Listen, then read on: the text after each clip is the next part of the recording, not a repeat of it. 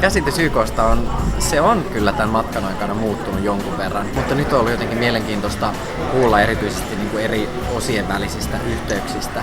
Niin matkan aikana myös on selventynyt se, että YK on tosi monimutkainen ja kompleksinen järjestelmä.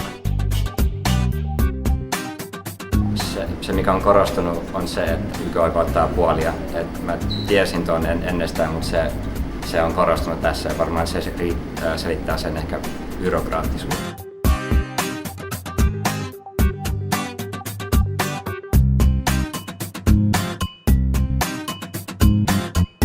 It was surprising the thirst of practitioners to speak with students to a grand scale to encourage students that read about this stuff in school to follow up on these processes and get involved in the system and contribute positively.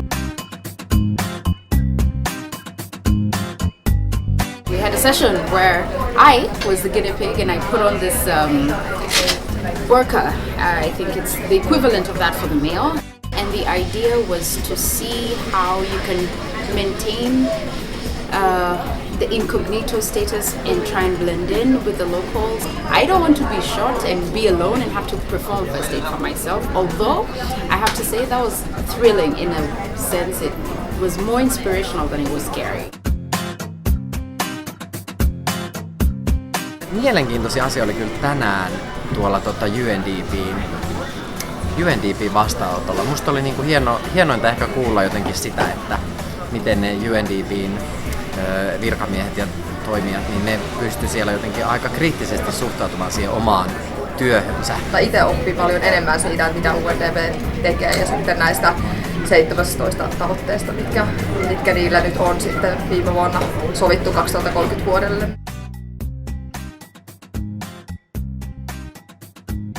Ehkä se konkretisoitu, että YK:ssa sanoilla on tosi paljon merkitystä, että miten millä tavalla asioista puhutaan. Civil Affairsissa ne oli kyllä aika varovaisia, että mitä ne sanoo, mitä ne pystyi sanoa, mutta se oli silti tosi kiinnostavaa nähdä niin kuin heidän näkemyksensä niin kuin siitä, mitä he tekevät.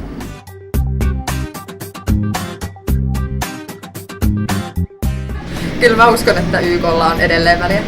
Joo, onhan tietenkin YK:lla paljon väliä. Et tietenkin YK:lla on vaan niin paljon, sillä on tosi hankala homma. YK:lla on väliä.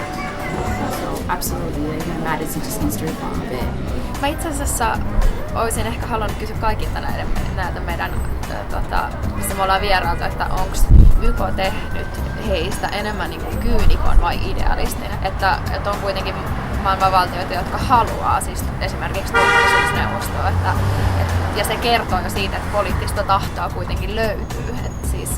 Ja se on niin kuin positiivista, koska kaikki haluaa kuitenkin, että YK on toimiva asia.